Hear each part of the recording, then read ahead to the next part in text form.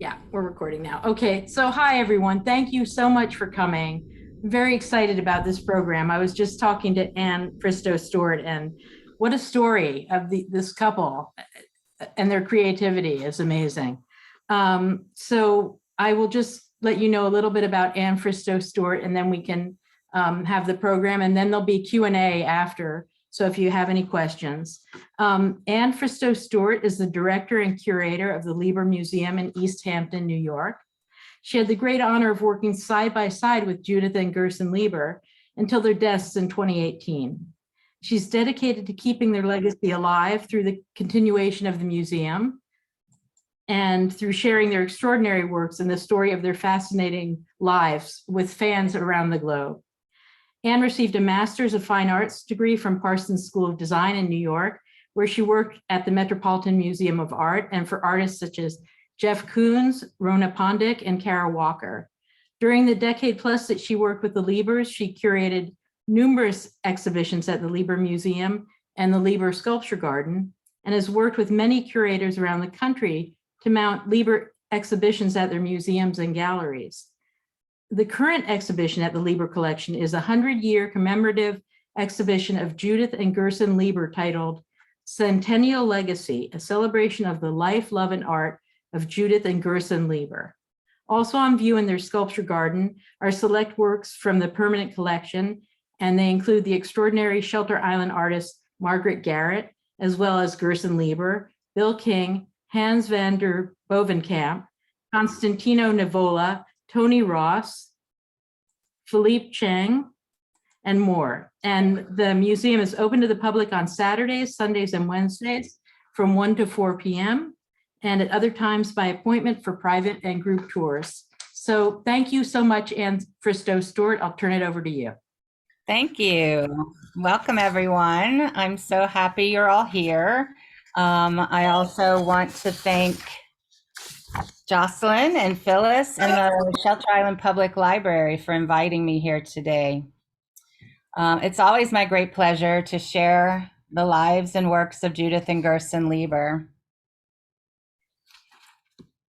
I am going to share my screen.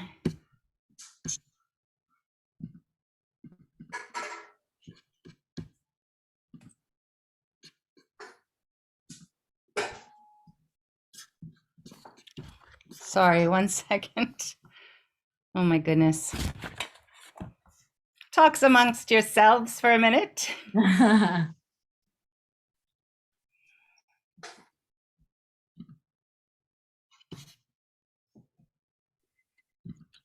Anne. Thanks for having us. Oh, hi, Cece. Welcome. I'm just pulling my PowerPoint back up because it disappeared. 1 second. As always. I know. Hi, Okay. Cece. It's Lisa. Looking forward to the presentation. Thank you. Thank you. Hey, Lisa. It's great to be on this thing together tonight. Sure is.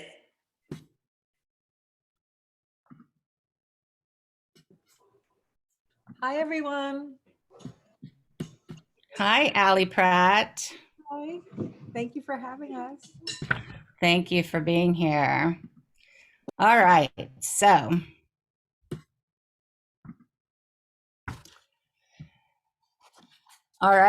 those of you that missed the intro, I'm Anne Fristoe Stewart, and I am the director and curator of the Leiber Museum. And the Leiber Collection is a beautiful jewel of a museum in the East Hampton hamlet of Springs. We're dedicated to sharing the life and legacy of Judith and Gerson Leiber through the continuation of their museum and through exhibitions, talks, presentations that showcase their creative genius across the country and around the globe. The Leiber Collection offers a unique insight into the inspiring story of Judith and Gerson Leiber. Judith Leiber is a survivor of Hitler's Europe who came to America and took the handbag industry by storm, breaking taboos right and left, changing fashion history forever. We also chronicle the extraordinary 7+ decades long career of Gerson Leiber, exhibiting the marvelous paintings, etchings, and lithographs of this highly accomplished and creative artist. The Leiber Collection Sculpture Garden continues the Leiber's lifelong commitment to supporting the arts by highlighting sculptors who were friends and neighbors of the Leibers, as well as contemporary artists, creating some of the most exciting work of today. So it all began in 1921 when Judith was born in Budapest and Gerson was born in Brooklyn. Judith Lieber was born Judith Marianne Petto into a Hungarian Jewish family who was well-to-do, sophisticated, and cultured. Her parents were Emil and Helene Petto, and her beloved older sister was Eva. Judith was well-traveled and loved the arts and music. She adored visiting museums, attending the opera, and loved to swim, ski, and play tennis. Judith attended a top school in Budapest where she was a very gifted student. At the age of 17, Judith's parents sent her to London in order to study chemistry. Oh my goodness.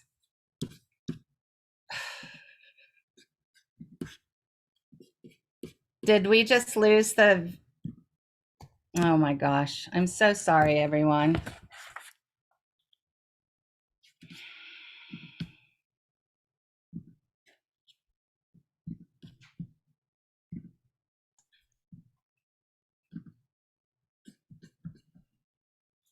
I'm sorry, 1 second.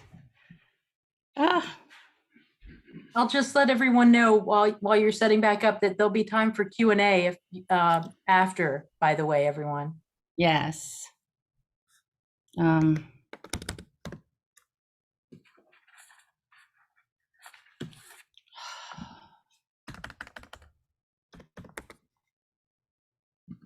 sorry, everyone. This is quite embarrassing. Okay.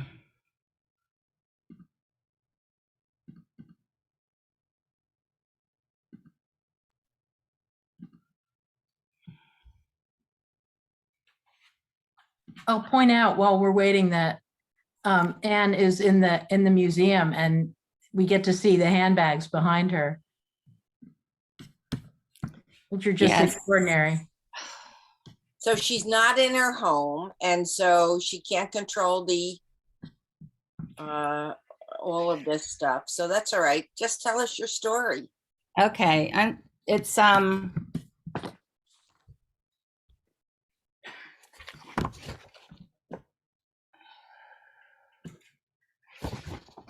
all right, so I'm sorry, the PowerPoint isn't working properly. So I'm going to read you my story, and I'm very, very sorry. Maybe we'll try it again at one point. But so Judith Lieber, when she was 17, her parents sent her to London in order to study chemistry at King's College.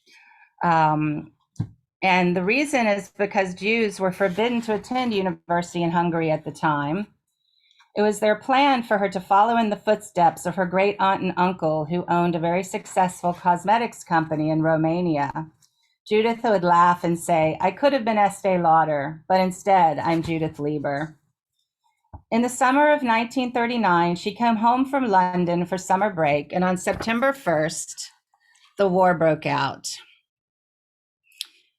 It made it impossible for her to travel back to London. Because of Hitler and the anti-Semitic atmosphere, and because of the new anti-Jewish laws that existed in Hungary that severely limited the lives of Jews, she knew she needed to learn a trade in hopes that it would help her to get out of Hungary one day. Judith entered the Hungarian Handbag Makers Guild as the first female apprentice and quickly worked her way up from apprentice to journeyman and ultimately to master. She learned the handbag trade from start to finish. When Judith was growing up, her mother had many beautiful and fine handbags that her father bought for her during his business travels to the West. These became the inspiration for Judith's decision to learn the handbag trade. In the handbag guild, she worked for the top handbag company in Budapest called Pestle Handbags. She started as an apprentice, mixing glues, sweeping the floors, and running errands, and she quickly worked her way up. She said that Hitler made her a handbag designer. As the war began to rage in Hungary, her father was taken off the streets and put into a labor camp and was forced to dig trenches against the Russian tanks. Judith and her sister Eva went to live in the Jewish Community Center for protection, and they sewed trousers for the soldiers. Their father was nearly starved and worked beyond exhaustion in this labor camp. A girlfriend of Judy's had an uncle who worked for the Swiss consulate, and through him, she was able to get a Swiss pass, freeing her father from the labor camp and giving him diplomatic immunity. With this Swiss pass, Judy's father was allowed to come to a Swiss-protected house to reunite with his family. A young boy, Thomas Boroth, who was a friend of the family, recognized the typeface on the Swiss pass and found a typewriter with the same typeface. He added "and family" after Emil Petto, thus saving the entire family from certain death. In this Swiss house, there was relative security but little comfort, as there were 26 people living in a one-room apartment, sleeping on mattresses on the floor from wall to wall. They were not allowed to go outside except at certain times, and food was scarce. Judith said, once the Nazis came to Hungary and occupied it, you couldn't work anymore. You couldn't do anything. We were lucky to be alive. As the war advanced, the Hungarian Nazis moved all Jews, even those who were protected, into a Jewish ghetto. Judy and her family were taken at gunpoint with the other families from the Swiss protected house to the walled ghetto as the war raged around them. The conditions were horrific and beyond one's worst imagination. As a means of protection, Judy designed handbags in her head to keep sane as the bombs exploded around her. She said, I tried to fall asleep by dreaming of making handbags. In February of 1945, the Russians liberated Hungary, and Judy and her family were allowed to go back to her apartment, but because the windows were broken and the electric and heat were not working, Judy and her family lived in the basement with many other families until the repairs were made, but they had survived. Gerson Leiber was born in Brooklyn, New York. When he was young, his family moved to Titusville, PA, and his parents were Orthodox, and he grew up in an extremely strict household. He was a small town boy, and even though he showed talent in art as a young student, his parents did not think this was a means to a job and discouraged him from pursuing art. So he began working as a typesetter for the Titusville Herald. At 19, he entered the United States Army as a Signal Corps sergeant. His service took him to Northern Africa, Italy, and the Mediterranean. And it was in the great museums and galleries of the cities he visited that his love for art was rekindled. His eyes were open to all the kinds of possibilities. In early 1945, Gus was sent to Budapest, Hungary with the American legation, and as a part of the Allied forces there to keep the peace and to help the transitional government, he found himself on the streets of Budapest. And on one of his very first days there, two young women approached him and his mates as they stood outside the pension where they were staying. A friend of Judy's had a room in her family's home that they wanted to rent out to an American. Judy's friend did not speak English, and Judy spoke perfect English, so she went with her friend, as she would say, solely as a translator. But this is when Judy met an American soldier who called himself Gus, and as the story goes, it was love at first sight. He asked her to the opera, which was one of her very favorite things in the world to do, and the rest is history. She was pretty, very pretty, Gerson said.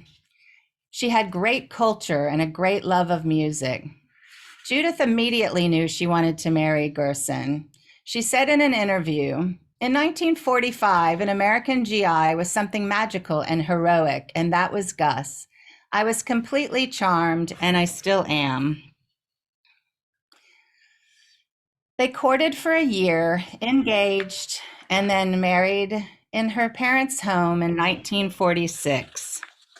Knowing of Gus's deep love of art, Judy helped him enter the Hungarian Royal Academy of Art, where he set up a studio and immersed himself in art making when he was off duty from the Army, and Judy designed and made fine handbags for the lady personnel of the American legation. Her handbags were beloved by the American ladies, and everything she made was purchased by them. Her green toolbox, filled with tools of her trade, was her most valued possession. Gus was later given the choice of remaining in the Army or being discharged, and the Liebers decided that it was time to head to America, where Judy could make handbags for a wider audience. So in 1947, they said goodbye to Judy's family and to Budapest, and they boarded a bride ship headed for New York. Judy had her treasured toolbox in hand. They were delighted to be in New York. It was our promised land, Gerson said. Judith said, the memory of the Holocaust was burned into our consciousness, and we were relieved to be away from the land where it had occurred. Gus was inspired by his beloved New York City and made prints of her structures, buildings, bridges, rooftops, and power lines. While Gus attended the Art Students League and exhibited his artwork around the country, Judy worked for a number of handbag manufacturers, working her way up the ladder of success. Judy was a phenomenon. New York was emerging as the new fashion capital, and she was the only woman handbag designer in America. Her skills became highly sought after. And before long, sorry.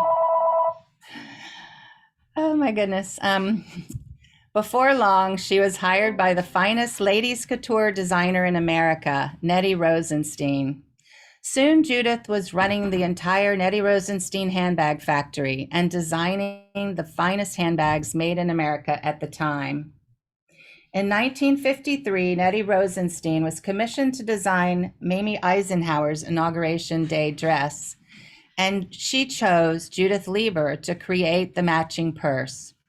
The small pale pink clutch is delicately embroidered with pearls and rhinestones. This little handbag captured the imagination of women throughout America, and Judith Lieber became a household name. Nearly every First Lady from Mamie Eisenhower to Laura Bush have carried a Judith Lieber handbag on Inauguration Day. In 1956, the Liebers bought a country house in East Hampton Springs, and Gus says he was overcome by an all-encompassing desire to garden, and he would spend many hours gardening while Judy designed handbags. In 1963, Gus convinced Judy to strike out on her own. He told Judy, "You're not going to work for these schnooks anymore. You're going into business."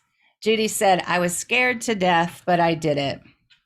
The Liebers rented a tiny loft, 275 square feet to be exact, on Madison Avenue, right around the corner from 33rd Street.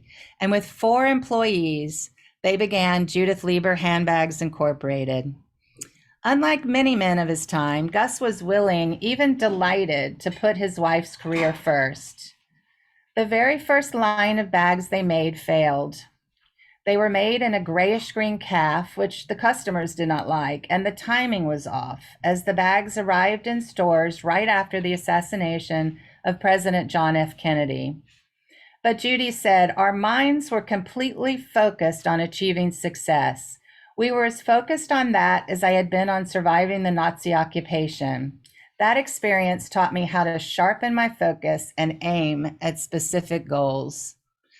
Gus said, "It was hard work. Judy worked day and night. At night, she made patterns, and during the day, she ran the factories." Judy said she made patterns every single day of her life while she was in business.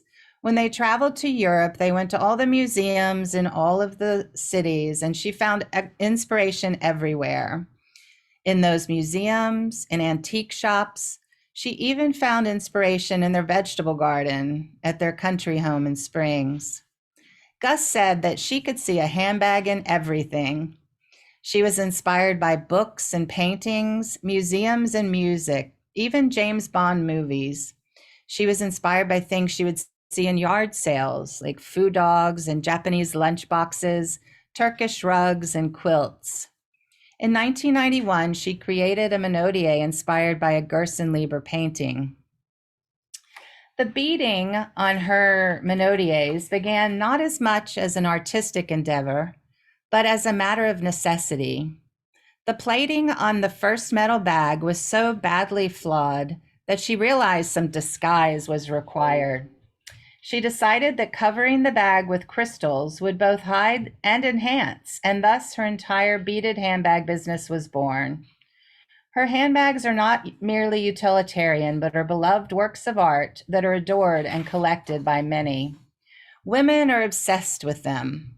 Her bags captivate and inspire. They're in the collections of some of the greatest museums in the world, the Metropolitan Museum in New York City, the Victoria and Albert in London, the Smithsonian Institute in Washington, D.C., just to name a few. The Liebers had a story that when they went to their beloved opera, they would count all the Leiber bags hanging on the shoulders of the ladies, and that it actually became easier after a while to count the bags that were not Liebers.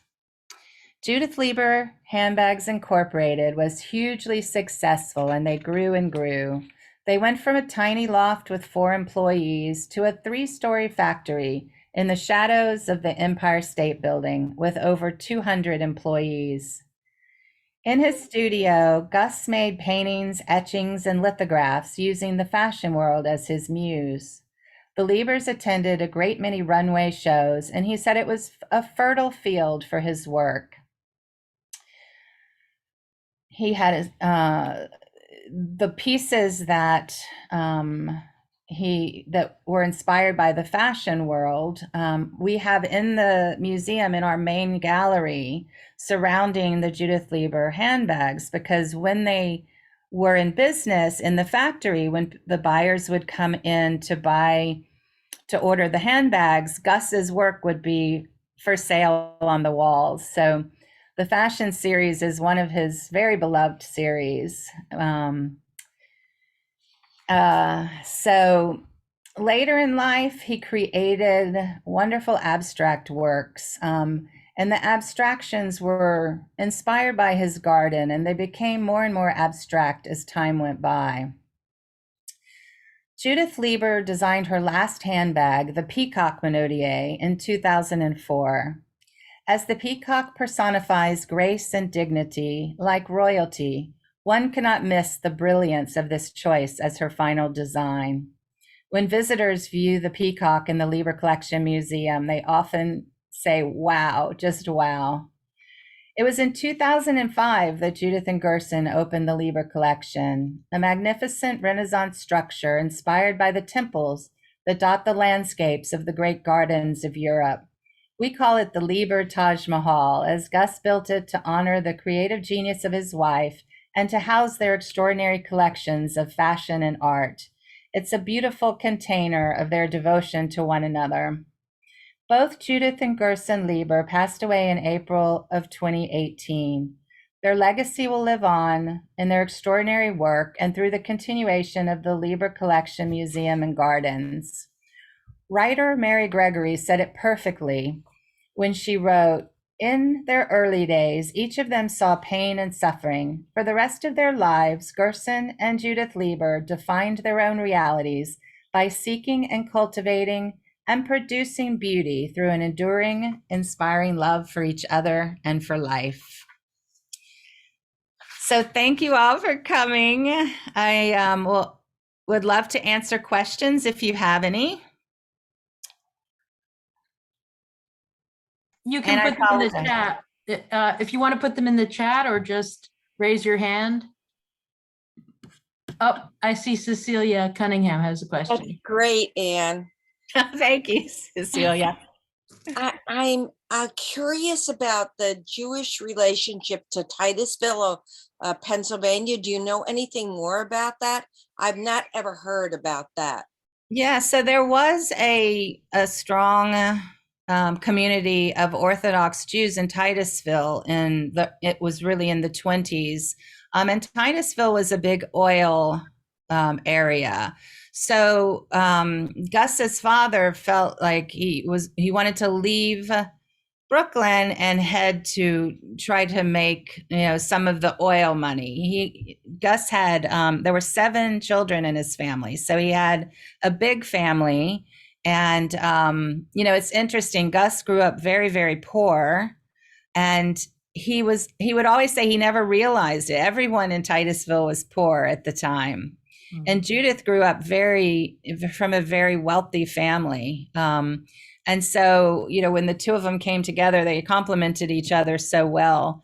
But when Gus was in the military, he really became a highly cultured person, just really traveling around the world.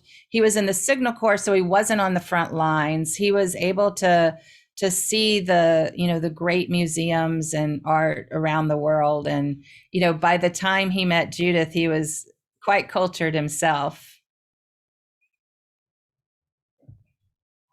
Charlotte has a question. Charlotte Tarr wants to know, she's curious, what is the most collectible, coveted of her designs? So, hi, Charlotte. Welcome. So it's interesting. She had her favorites. The very first Monote that she designed, the one that I talked about in the talk where it was flawed and she had to really, sort of make lemonade out of lemons. That was always her favorite. But ones like the Peacock, which was her final design, that one it's not that it's rare, but it's highly sought after. So it's one that, people really love and they covet. So that's one that is a highly coveted design. But you know what? Judith Lieber handbags, every lady that has one, there's a story to why she chose that bag. And, so many are, handed down through generations. They were gifts for, a big occasion. And so, it's really the ones, it's interesting to see the ones that, it's really determined by the buyer, right? The beauty is in the eyes of the beholder. And there's people that, say once you have one, you have to have more, and they obsess over them and they want to find, their next favorite bag. So, and I think it changes for people too, at least in the museum, people will come in and say, oh, now I have a new favorite. And, it's like something new catches your eye and you're coveting that one now. A couple questions. Are there counterfeits to worry about? So there are, for sure. One of the reasons why the Leibers did sell their business is they felt like, they were seeing counterfeits out in New York City. I think that because these bags are so labor intensive and such a labor of love, you can tell if it's a counterfeit. I can tell by just picking it up. So a bag that isn't a real Judith Lieber has a lighter weight. Like the Judith Lieber bags have a real sort of authority in the weight, the sound when you open or close them. And then a real good telltale is the insides. So, someone can work hard to try to copy the outside, which is really difficult. But once they've gone to all that work, they don't do what she did on the interior, which was the interiors are gorgeous and they're all lined with this really beautiful gold kid or silver kid skin and just impeccably connected. So every aspect of a Judith Lieber bag is extraordinary. And, I have been tricked one time, and I've been buying Judith Lieber bags for the museum for, 12 or 13 years. And so, you don't see them very often because they're expensive to make, very expensive. So, someone would rather knock off something easier to make. Mm. Who runs the company today, and are they reissuing her original designs? Yeah, so the company is run by a brand, a large brand corporation. The designers, it's called Authentic Brands Group. But the designers, one is Jana Matheson, who's been designing for many, many years, and she knew the Liebers and would come out at, numerous times a year to meet with us, and she would, look at the collection. The first thing she would always say was, "Judy, will you design one more?" And Judith would always say, "No, I've really retired, but be inspired." And she was. And then the other designer is Dee Hilfiger. So Tommy's wife is designing the Judith Lieber handbags as well. And they do re-release some of the older original, we call them the classic designs. So they say, one of Judith Lieber's most iconic bags is the tomato, right? Inspired by her vegetable garden in Springs. And they have re-released a tomato, but it's very different. When Judith Lieber was designing these handbags, computers weren't even created, and they weren't used, right? So she was a math genius, and she could see how to apply the crystals around a surface and have them meet up on the other side. She could see that in her head, and then she would train people to be able to make the handbags. Now they're done on a computer, so you can see a difference in the sort of shading of colors, where her colors will be more graphic. They may have a tomato that has 15 different colors, and they also have new images and new designs. They really, as every company in America, your goal is to figure out how to reach the millennials, right? They're the largest generation ever in the history of the world. And so they also are unique that they don't buy a lot of things. They want experiences. So they work very hard to figure out, what the millennials will want and what they'll want to buy. And one of the, they have, Judith Lieber created food handbags, right? When she first made the tomato or the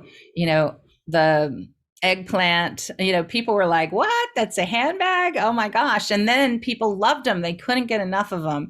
So now Dee Hilfiger has, she designs, hamburger Monotiers and hot dogs and French fries. And, it's that same sort of creative whimsy of, making something out of, an everyday object that you would not expect to be a handbag. And then she also is inspired by artists. So she'll make bags that are, pop art, whereas Judith Lieber was inspired by people like, Mondrian, Georges Braque, Sonia Delaunay. So it's the same, they're just being inspired by current artists. So there's a lot of similarities. They do strive to design in her manner. And I think they do for the most part. Yeah.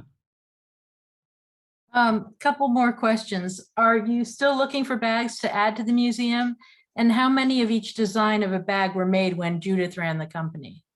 So we are always looking. One of the goals of the museum is to have one of every one of her designs. She's designed over 3,500 individual designs. We have about 1,700. So we're about halfway there. We don't have a, catalog raisonné. We don't have, the work was done before computers. So we have, notebooks with little line drawings, but we don't have a full catalog. So we're kind of looking, like a needle in a haystack. We're constantly looking. People always send me pictures of bags they've seen at auction or in a vintage handbag shop, or they may have them, their grandmother left them to them or their mother. We just got a collection of this wonderful woman, Kay Morrissey, who she passed away and she had 3 children, and they each took some, but she had a huge collection.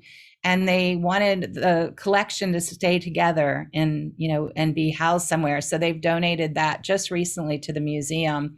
And it's about 90 handbags. So we do, we're constantly looking in terms of the amount that were originally made. The way that Judith would design is she would make the prototype. She would make the first bag, and she would have maybe 5, sometimes 6 releases, and those would go into the showroom and buyers would come. And so if a buyer, bought 10 and then another buyer came in and bought 200, they would it would go into production and they would begin filling orders. So she said she never made less than 12 of one bag, which is really a low number. But the one, the one that she made the most of was about 3,500. So anywhere between 12 and 3,500, but every single handbag had a different amount. Because they were really filling orders. Yep. Cecilia, it looked like you have a question.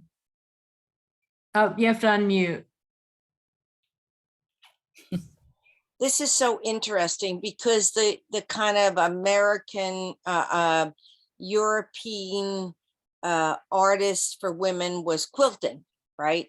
So I have a very good friend on the North Fork, Paula Nadelstern, and she's this big quilter. And then the beading is something very different. I had a very good friend in Brooklyn whose mother came from Italy, and she was a beader. And so and also we know that Native Americans did a lot of beading, right? So I'm like curious about, maybe we don't know anything yet about how she might have made all of these kind of women's crafts come together. And maybe that's like worth more research around it.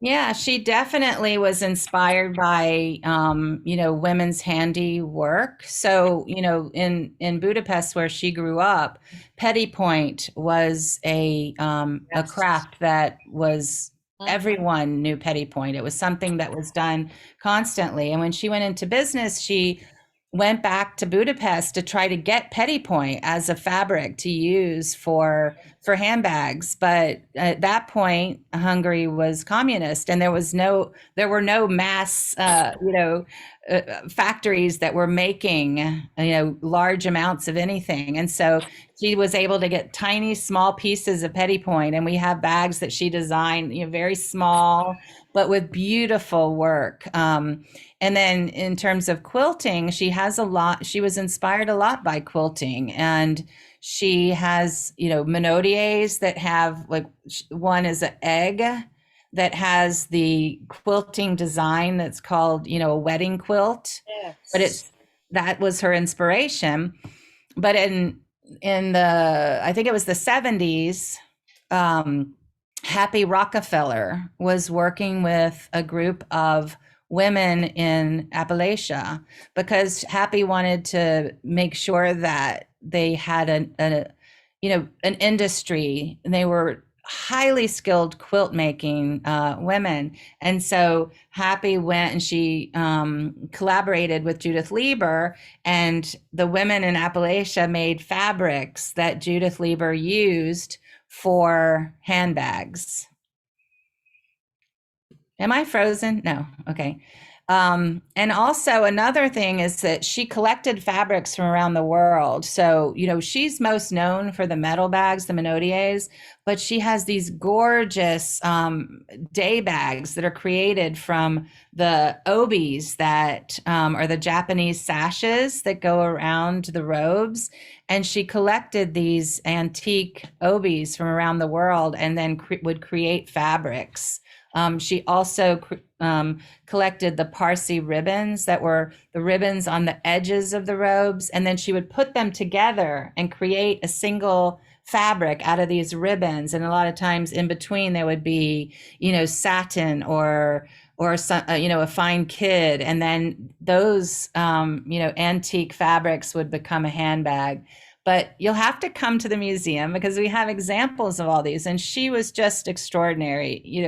One day a gentleman walked in with a group of ladies and he was very quiet and he was just walking. And, I always like to talk to the guests, and I walked over and was standing beside him and I'm like, well, what do you think? And he was like, well, there's not a dud in the bunch. It's so true, because they're extraordinary. And, she was just such an incredible craftsperson and artist. Yep. Did Judith do any designs only for a specific retailer like Bergdorf's or? So she designed for all of the big department stores. So, you'll have, if you get a bag that was, say, for Bergdorf's or Saks or, any of the big department stores, there'll be her signature inside, but then there's usually a second tag that'll say, whatever that store is. And, she designed for small boutiques and big department stores. She sold a lot in Las Vegas in the, all of the, the shops that were over there. And, there are communities that, were great fans, like the, ladies of Houston or, the ladies of New Orleans, and obviously the ladies of New York.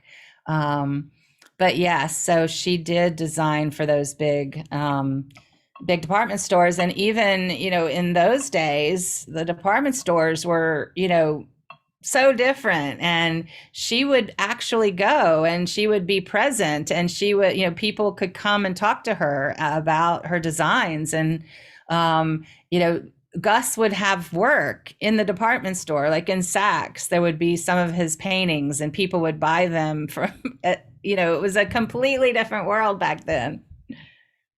So Betty Lynn wants to know, were those exclusive only to that retailer then? So no, typically they, the buyers from these stores would come in and buy. She was selling to any of the stores. Now, there's been cases of, a smaller boutique, or say one of the Las Vegas stores will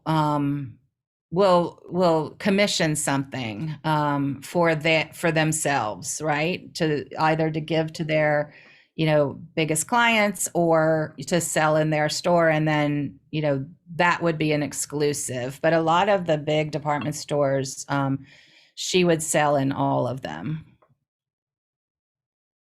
And usually people ask, are any of them one of a kind? And I always say, the frames were always existing frames, but there are many people that she would make a bag for, like, a woman that loved butterflies, she would make a butterfly in a special color for that lady. Or, obviously the first ladies, with those relationships, the first lady would come into the factory and she would choose an existing frame, and then then Judith would work with the designer of the gown, and they would, decide whether it was going to be the same fabric or matching, or, they would figure out how the bag would, relate to the gown. But it was always an existing frame, but with special fabrics. Allie Pratt, did you have a question? I was just going to say that from the time I was just, 17 or so, my mother and I would go to Bergdorf Goodman all the time, and we would, it was on the main floor. So when you walked in, we would stop by Judith Lieber and we would look at all the bags and admire them. And occasionally she would buy one, but not that often, but sometimes. And we'd look at which ones came in new and touch them and look at them. And I actually think that one time we met Judith Lieber. Oh, wow. Or I think so. But it was just a magical thing to just be there and see them, and then have lunch at Bergdorf's. It was a different time. It really was a different thing. And then my mother would get dressed up and wear her bag, and just to see the whole thing, it was magical. It was really magical. Yeah. I mean, she was sort of a rock star. She would travel and go to boutiques in, LA or around the country mainly, but also to Harrods in London. And, people would flock to see her and hear her talk. And she would, they'd get to hold her handbags, which, is rare. So yeah, she was extraordinary. And like you say, I mean, it is a way that, these handbags bring people together through generations, right? I had this fantastic woman that came in one day, and she walked in the museum, and she had this really beautiful Monotier in her hand, and it was the very first chatelaine, which is the first metal bag. And we had some later versions of that bag in the museum, but we didn't have that very first design. And she walks in with it, and I'm just like so excited. But she had a long face, and I was like, what's going on? And she was like, well, my mom passed away, and she left me this handbag. And I was like, I'm so sorry for your loss, but why the long face? And she was like, well, she started telling me all of these stories about her mom, and she was phenomenal, this mom. She was a designer in New York City, extraordinary woman. And I was like, well, still, what, why are you so sad? This is like a beautiful story. And she said, well, she left me this bag, and I have 2 daughters. And it was so hilarious because she was like, what am I going to do? So she donated the bag to us. And on her mother's birthday, she and her 2 daughters come to the museum every year to, say hi to her mother's one bag. And it's just such a sweet, they bring people together in a beautiful way. Yep. Heather wanted to know, she said she loves the humor of the whimsical bags, pizza, taco, hamburger. What made her decide to do those? So the pizza and the hamburger, the taco, those were made after Judith Lieber passed away. And those were created by Dee Hilfiger, who is one of the designers. And she really came up with those in the tradition of Judith Lieber, because if you had seen my slides, which I'm so apologetic about, but, she designed lots of food, typically vegetables, but she designed the tomato, the asparagus, the eggplant, these things that people are like, what? Like, that's a handbag? But they got so much attention that now they're some of the most iconic Judith Leiber bags. And so the company that still exists and is still, creating these beautiful Judith Leiber bags, they really try to design in her style. So they thought, well, what would Judith Leiber be designing today, and what would speak to the millennials that, everyone needs to try to speak to in business? And these were the images, and she was right. I mean, there's tons of people on the runways that are, on the red carpet and, at all these galas that are wearing, the hot dog or the hamburger, the pizza. So it's very funny. A couple more things. Joanne said she remembers a fun anecdote about Beverly Sills. Does that ring any bells? Yes. So Beverly Sills, I'm sure you all know, is a very famous opera star. And Beverly and the Liebers were great friends. But when they met, Gus and Judy were in Italy on business, and they were at their, well, it's not a hotel, but a pension, say.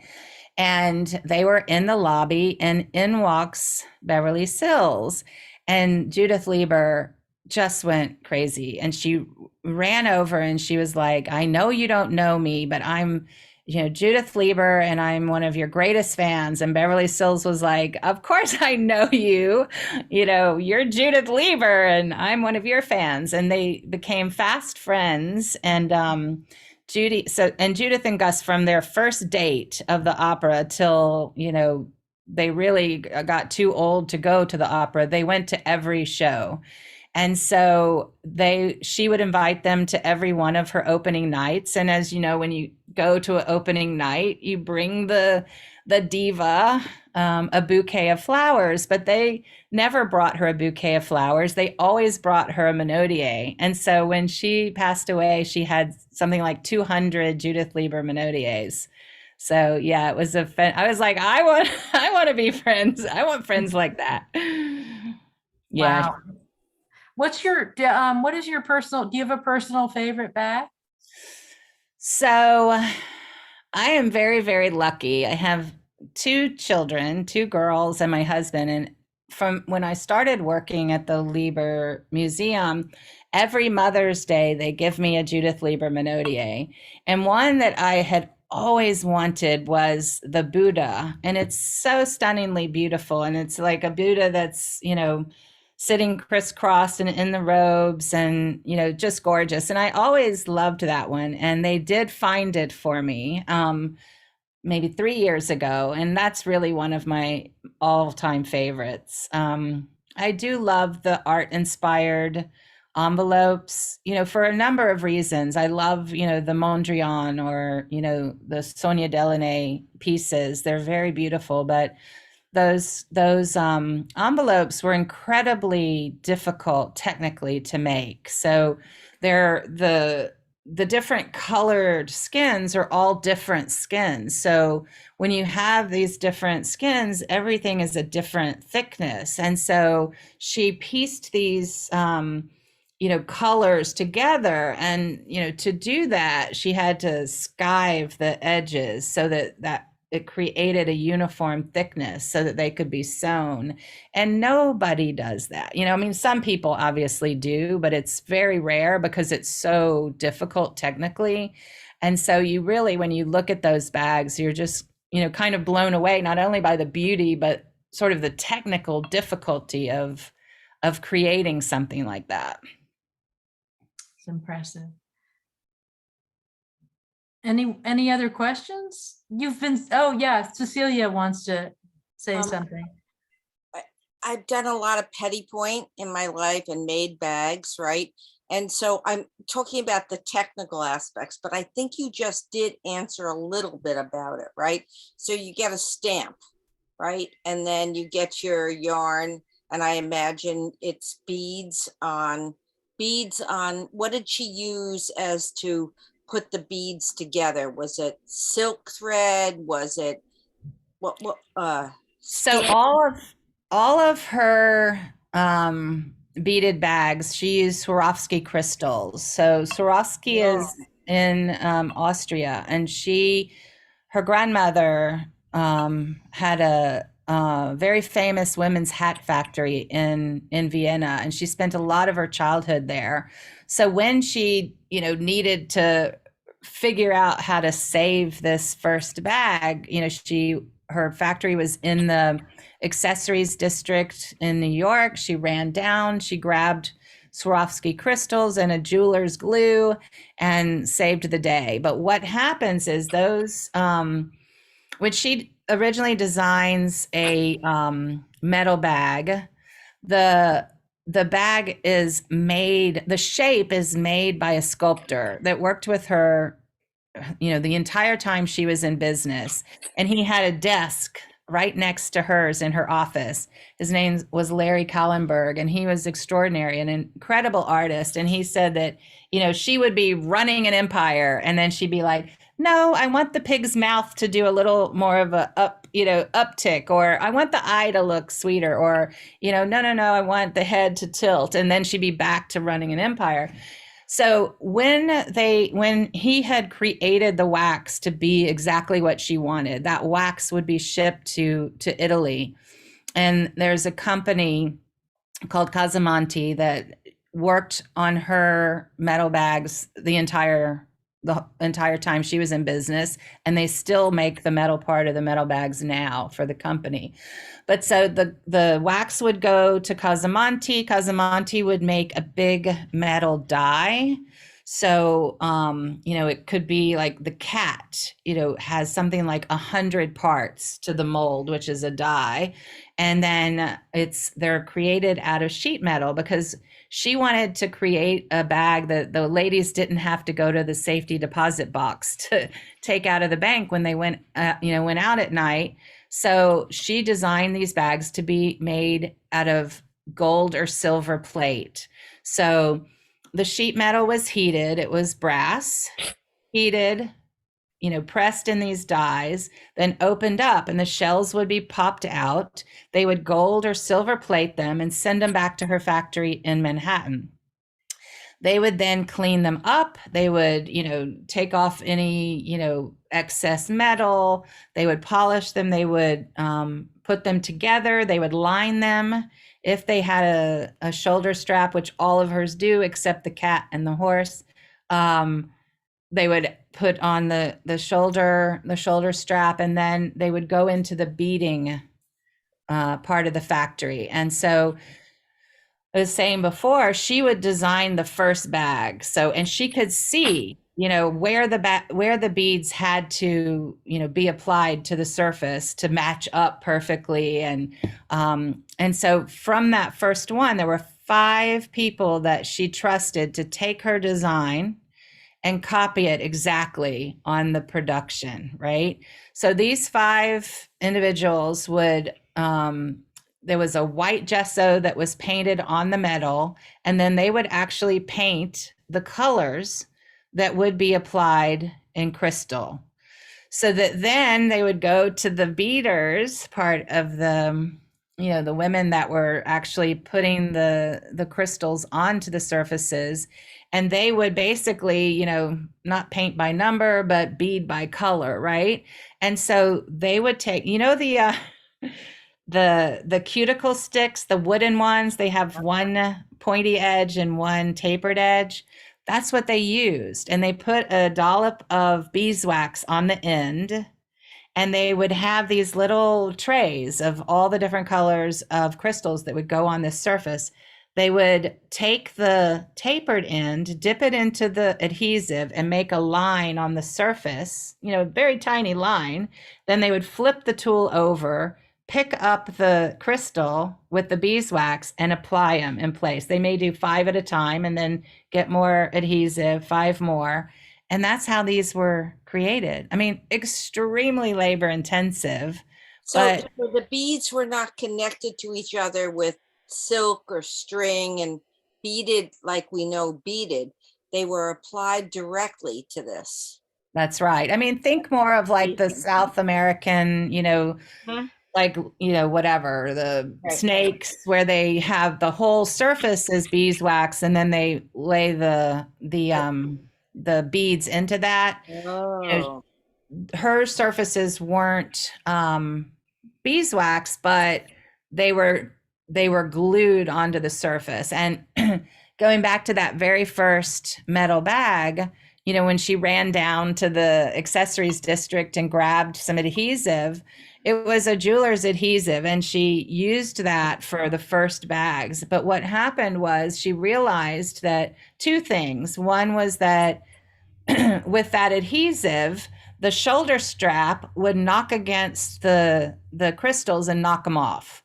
Right, So right. she immediately designed a hinging system so that all of the shoulder straps hinge right into the inside of the bag, and you don't even realize that a shoulder strap is in there. But that way you could either carry it as a clutch or as a shoulder bag, right? So, and then she had studied chemistry at King's College. She was a brilliant, science mind, and she created a adhesive that's water-based, but that it sticks like glue. It's a really extraordinary adhesive. And so now the shoulder straps don't knock off the crystals, and they are glued with this incredible, they still use it today. They call it the secret sauce because it's just a great adhesive. And, the fact that it's water-based is, amazing too. So no toxic chemicals. I never would have thought that. I thought that they would have been beaded together and then adhesed. Yeah, amazing. no. Yeah. In the very, very early days, like 64, they started their business in 63, and back then there was a fabric that crystals or beads would be already on a fabric. And she did create some like handles out of that. So sometimes when you see a handle that's all crystals from the 60s, that was created with a fabric that already had crystals on it. But she never did that for a Monotier, and then also quickly gave that up because it looks like a fabric that, is one piece. And when you apply these crystals to a surface, the way that the light reflects off of it is, like looking at a fine diamond, right? Where the light just, really shoots out. And that's the same with these bags, because each crystal is applied separately. So she made Swarovski famous. They probably owe her a lot of money in the long run. Yes, we think so.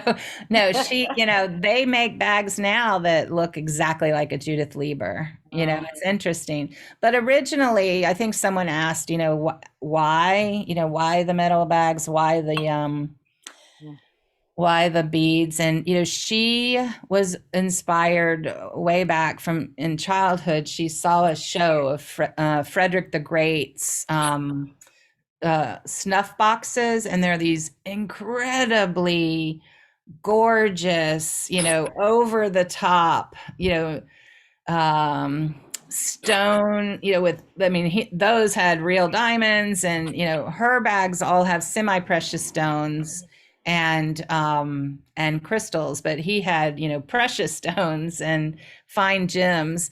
But that was something that she had remembered from being a child and being, really drawn to. So she has one or maybe two designs that are, straightforward inspiration of his snuff boxes, but all of her beaded bags, that first thought, how am I going to save this, really came from seeing that when she was a child. And the eggs that are, inspired by Fabergé, it's a similar thing. It was a show she had seen when she was a child. And, it's like, these gorgeous, egg bags that were inspired by, something that was, that you would have to take, to the safety deposit box if you were going to, keep it safe. In her bags, it would be thousands of dollars. She wanted to create a bag that, all women could carry. So she at least brought it down from the hundreds of thousands to the thousands, but they were very expensive bags. It's also the what you see in Iran and India, right? Where they take precious jewels, they cut them thin, they place them on things. And those things are incredibly expensive. You sometimes see them as, well, the Taj Mahal is a great example of it. So it's almost as if she took that idea and made it for us to wear. Not that I have one, but it's such a great idea. Oh my God. I know. She was extraordinary. I mean, and you have to think that, she survived the Holocaust. She came over to America in 46, started working for other handbag designers and worked her way up. She was, classically trained in Budapest, and then came where, America was on the assembly line, and she knew how to design a handbag from start to finish. But in America, one person was doing one thing, one person was doing the next, and it was incredibly frustrating for her. So she kind of walked into the head of the New York Handbag Guild and said, I need a better job. This is what I can do. And, that's when he sent her over to Nettie Rosenstein and was like, he didn't believe she could really do what she could do. But she could. And, soon she was running the whole Nettie Rosenstein handbag factory and was highly sought after. When she started her own business, she had a Rolodex of all of the buyers that had been buying from the companies her whole life. And because she was Judith Lieber and everyone in New York knew her, all the department stores knew her, she said that first line was a flop, but it was more because, nobody was buying handbags, right after JFK was assassinated. Their minds were in a different place. And so, from that first, what she calls a flop, she said she learned to never put all of her creative eggs in one basket. So she always would offer multiple surfaces, so different skins, different fabrics, and also multiple colors. But, you just imagine coming over, sort of working her way up in the Hungarian Handbag Makers Guild. She was the only female. And then coming to America, she was the only female handbag designer. So, she really, you have to work harder if you're a female in that kind of world. And she was just so extraordinary and creative that the ladies couldn't get enough, And of course, they usually worked in skins. So she added all these other elements, which is just an amazing story. That's right. And also most designers have sort of a niche, right? Yeah. And they very rarely swerve outside of that thing that they're known for. And I mean, when you come to the museum, you'll see she designed so many different bags, and you can always tell it's a Judith Lieber, but she never stayed in one lane. She really wanted to make something for everyone, right? Oh, Charlotte Tarr is talking about a fundraiser that they're doing in Naples, where they're highlighting Judith Lieber bags. Yep. One last question, because you've given us so much information and been so generous with your knowledge. I don't want to exhaust you, but one last question. Are her designs copyrighted? So they are. But it's interesting how, you can get around that, right? It's something in fashion that is very difficult to enforce, right? So, I mean, there's many designers like, Isaac Mizrahi that, people ripped him off, or even Donna Karan. And, then they have to move into another, type of design. But it's very hard with fashion to enforce a copyright, because you can make slight changes and be able to get, to get away with it, right? Well, thank you so much. It's fascinating lives and a really incredible love story. And so much about it. Thank you so much, Anne. And thank you everyone for coming. It was really fun. Yes, thanks everyone. Hi, Betty Ann. Good night, everyone. Thank you. Thank you. Delightful. Thank you. Thank you so much. That was great. Thank you for coming.